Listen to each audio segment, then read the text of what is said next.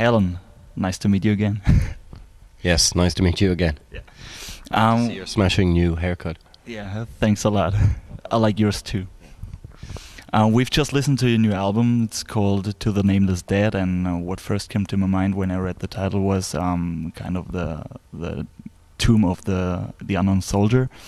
And actually, as I read the liner notes about the album, it seems to be kind of that topic you're dealing with. Yeah, I mean, I searched for a long time for a suitable title, and sort of it came from there's an unmarked grave in the south of Ireland in Cork to people who travelled to America during the famine, and it just says To the Nameless Dead on it, and that sort of struck me like this is a very good title for the album. It's sort of because a lot of the lyrics are dealing with the movement of borders, you know, the loss of languages, what happens, for example, to a people when, you know, like say they've given their lives for something, they think they're fighting for the greater good, and then these countries cease to exist, you know, from the 18th century and 19th century stuff, and especially traveling around, well, not just Europe, but also, you know, America and other places, and you see these monuments to the dead and or statues, and you know, statues of, you go through any city or town in Europe and you'll see these statues. Basically, to me it just seemed like they're just giving you some sort of message for the modern day, people just ignoring it, and you know, and so it's kind of like to all the people who gave their lives thinking they were fighting for something greater for their people that ended up as nothing, kind of thing, or you know, numbers in wars, and it's kind of it's a kind of universal kind of theme, you know, but it seemed to fit in with not all of the lyrics, but at least 4 or 5 out of the 7 songs. So, you know. So is the album especially dealing with the struggles of those people who, which were in vain, kind of? Sometimes, I mean, for example, no nation on this earth is about small nations, you know, who are always, you know, like either invaded or become the grist to the mill of empires, you know, just become numbers, that, you know, including Ireland, and you know, whereas something like Empire Falls is dealing with the concept, you know, it's very simple in the title, every empire that has ever been falls, and maybe we're in the process of the age of our empire falling, as Rome Burns is about comparing modern Europe to ancient Rome, and you know, Nero, the concept, you know, the story of Nero fiddling while Rome burns, and that we're so obsessed with basically things that mean nothing, that our, you know, culture has been taken from under our feet, and you know, the United States of Europe and that kind of thing. So there is a kind of bit more of a straightforward, sometimes political or social subtext in some of the songs, as opposed to complex metaphors, you know. But yeah, it's a universal theme, you know, whether you're from you know, Peru to Palestine. The point is, you know, it's about alienation and martyrdom and feeling that your liberties and freedoms have been taken from you and that kind of thing, or the, you know, kind of multinational globalist machine is just sweeping aside everything, you know, and it's kind of that in a modern context and also some old historical context. So it's the usual cheery stuff. Okay, so when you read these liner notes or hear about this concept, and knowing that you're from Ireland, it comes to one's mind is immediately that it might be about the relationship between Ireland and England, especially. And do you feel oppressed, kind of? Well, the thing is that, and I think it's a very important thing to understand about Primordial, it's not particular. It's about a universal concept. I mean, a lot of Scandinavian bands, they sing about Scandinavian things, and it's very much about where they're from. You know, the concepts that I'm singing of, for example, can be applied to any nation on this earth. That's the point of, always been the point of Primordial, is it's not specifically about being Irish or about, you know, there's some songs like The Famine or Sons of the Morrigan or Coffin Ships, which are about the famine, or Sons of the Morrigan, which are particular to maybe an Irish folkloric tale, but it's telling something in a more modern context, you know, and you don't have to be Irish to understand that. I mean, you know, history is complex and involved, and I'm trying to reach, or trying to say something to, you know, someone who, wherever, whenever they are, you know, not just about being Irish or something. So you could say that some of the historical concepts, for example, no nation on this earth, you could say, well, yeah, you know, I see Ireland in that. But you can also see a lot of other countries in that, you know, whether it's, as I said, from Peru to Palestine, from, you know, yeah, you know, from Holland, Poland, whatever, you know, there's a lot of different things. It's a lot of different countries. That song is more specifically about small nations that become conquered. And it's more specifically about small nations that become conquered, that disappear, you know, or never existed, you know, whether it's, you know, Armenia or something like this, you know. So, no, it's open to interpretation, and I think that's the really important thing about the band. It's not just, here's a song about, you know, in 1026 in Ireland, this is what happened, a history story, you know. It doesn't interest me to write lyrics like that, you know. So a lot of bands are writing such lyrics and are dealing with the topics that happen like in the medieval times and stuff, and especially also in Germany, bands of these pagan topics are spreading all over the country. And how do you feel among these other bands who are maybe taking this topic for commercial reasons? I think that you have to see things in a broader context, which is, it's very important, I think, to realize that any band singing about something that's relevant to their culture or history or folklore, it has to be more meaningful than singing about how fucking metal they are, about how much beer they drink, about fast cars, about zombies, about fucking raping fucking prostitutes, about fucking, you know, whatever, this fucking bullshit. It is, in a fundamental groundswell way, important. Now, the second part of the question is, personally, I find an awful lot of that stuff maybe a little bit too romantic. It's very much based in has a very fantastical base, you know, and if I say something, write a lyric that has, you know,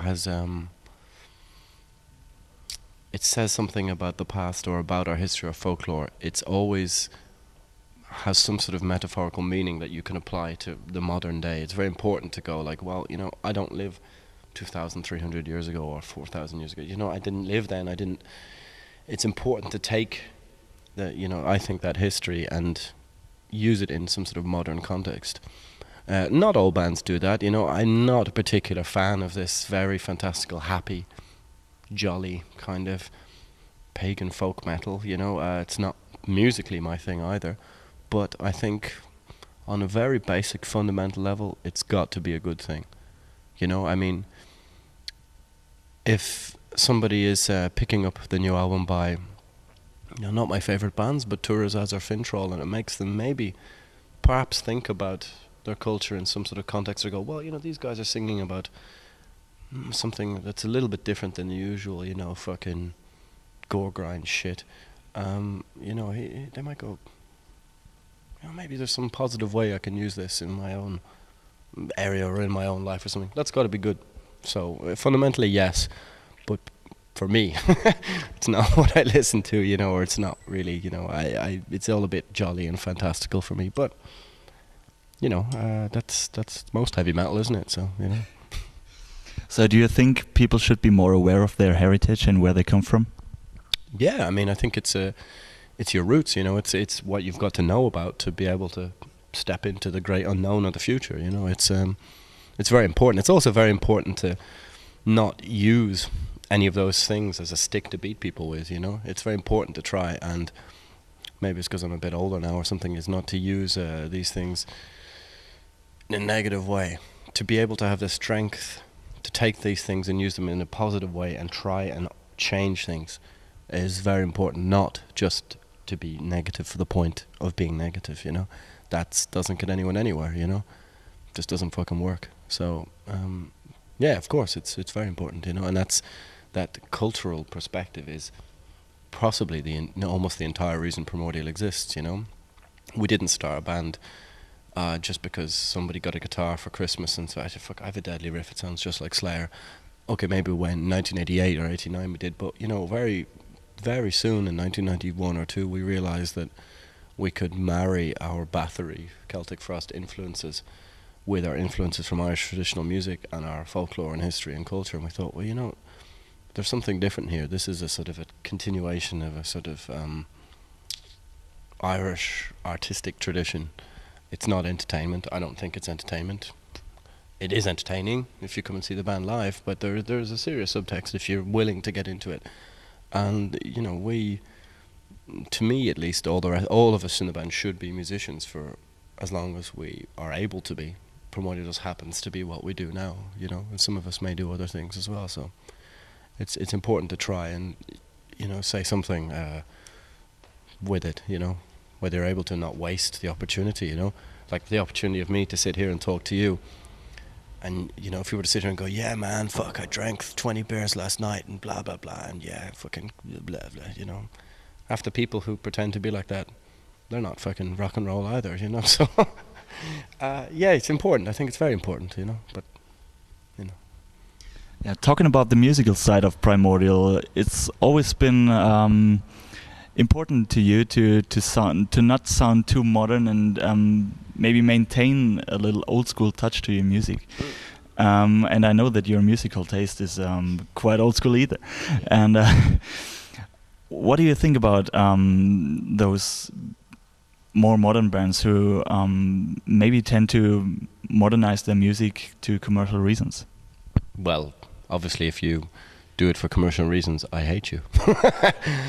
No, you know, I mean,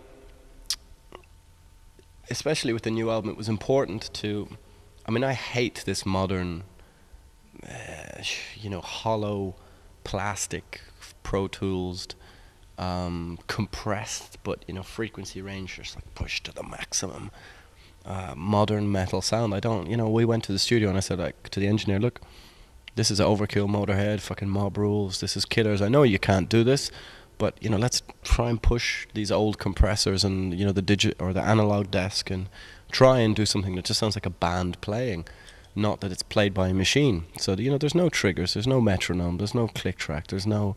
If there's mistakes, there's mistakes. This is, you know, you can listen to the bonus live disc and you'll hear lots of mistakes, but that's the way we play, you know, we're not machines. It wasn't our intention to be machines, and if you're the kind of person who thinks that Venom Welcome to Hell sounds like shit, fuck you.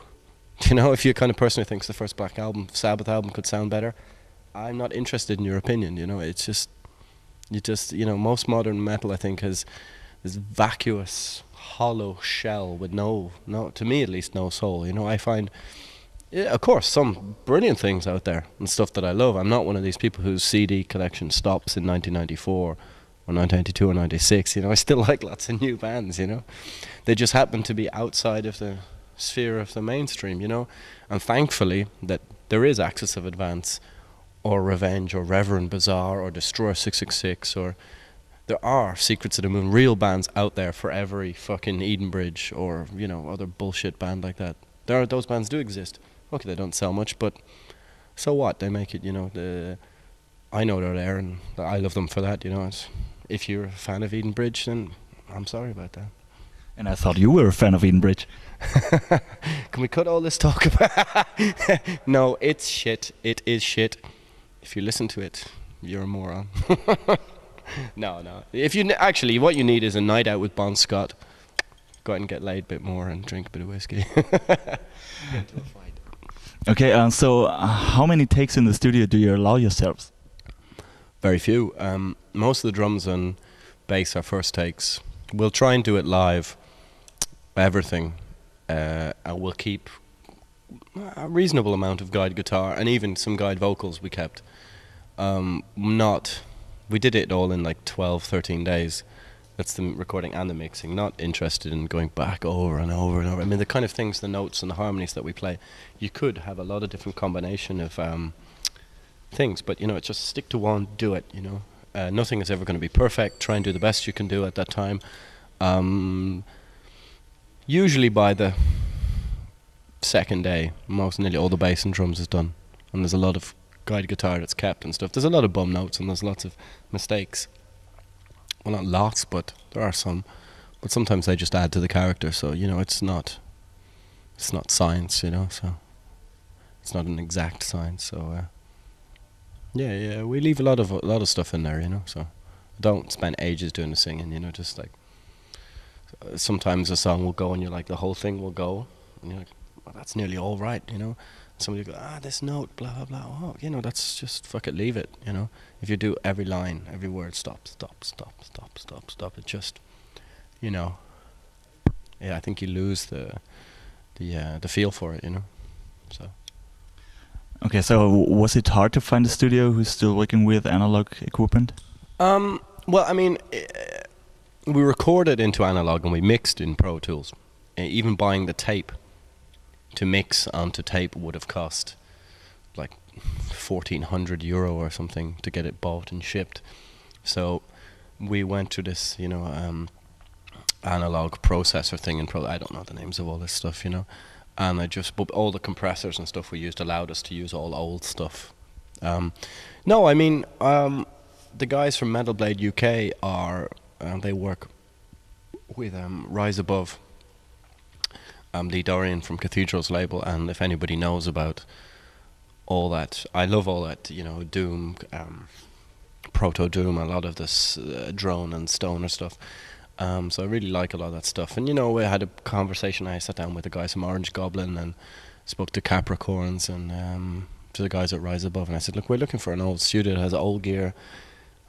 And they said, well, there's a studio in Wales run by a guy who used to be in Hawkwind, and it's a really cool atmosphere. It's in the middle of nowhere. It's lots of old analog gear, lots of old amps, and and so I contacted him, and there we go, just to go to the middle of nowhere in the north of Wales and all jam in a big huge barn, and you'd be able to record everything live, and there's lots of spill and lots of stuff everywhere, but no, it's great, away from the chaos of the city and the chaos of Dublin. So it was really positive, So I worked with this guy called Chris Fielding, and he'd just done Capricorns and Taint and a few bands like this. Never worked with anything black metal or even European, so hopefully what he's done is going to get a bit more attention there, to that studio. So yeah, it definitely sounds very, very fresh and unique. And also the music seems to be, compared to the last album, seems to be like more fiery and more euphoric. How did that come? I don't know. I don't know. A year ago in rehearsals, I would have said it was going to be even more dark and grim than the last album. But something happened along the way, and the songs are a little bit more focused, a tiny bit shorter, a bit more epic, and they seem to be a bit more, they've got the sort of bit of anger and fight back that maybe the band had 5 or 6 years ago, not just resigned to defeat, So yeah, I don't know how it happened. This guy, this engineer, he pushed us a bit, and he's like, this is even something like the song Heathen Tribes, which we never would have done a few years ago. It's this very almost simple, straightforward heavy metal epic kind of song, with a touch of Blood for Death, Man of War even somewhere there. And we were like, what, we're not ashamed of our influences, and that's just, I felt a bit weird. This lyric is very simple, so why not, So you can hear, bits of Iron Maiden and Thin Lizzy and of course Bathory, but you can hear our old, even bits of I think kind of Ride the Lightning, Metallica somewhere in some of the riffs and stuff. I don't know why or how. It just happened, Yeah, actually it sounds very unique, but still primordial. So thank you very much for the interview. No problem. Remember. Thanks. No worries, Chief.